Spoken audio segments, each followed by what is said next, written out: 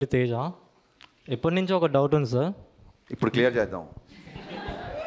మీకు త్రివిక్రమ్ గారికి ఏవో గొడవలు ఉన్నాయని చెప్పి ఆర్టికల్స్లో రాశారు. నాకు త్రివిక్రమ్ గారికి కూడా ఆర్టికల్స్ వచ్చినాయని చెప్పారు చాలామంది. ఓకే, అది నిజమేనా? మంచి క్వశ్చన్ వేసావు.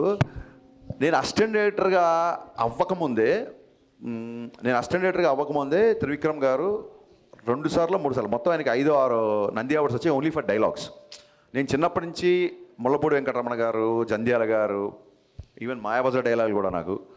సో ఈవి సత్యనారాయణ గారి సినిమాలో డైలాగ్స్. సో డైలాగ్స్ అనే వాటికి ఒక సపరేట్ ప్యాషన్ ఉండేది, నాకు చాలా ఇష్టం ఉంటుంది.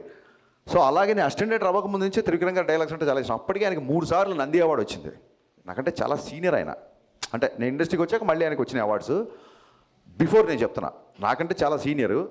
ఇవన్నీ కాకుండా ఇంకొక పెద్ద విషయం ఏంటంటే, నేను ఎక్కడ చెప్పలేదు, ఎవరు అడగలేదు ఈ క్వశ్చను.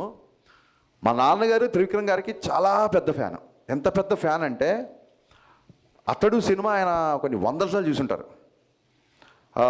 అంటే మా ఇంట్లో ఒక రకంగా త్రివిక్రమ్ గారే పెద్ద అబ్బాయి.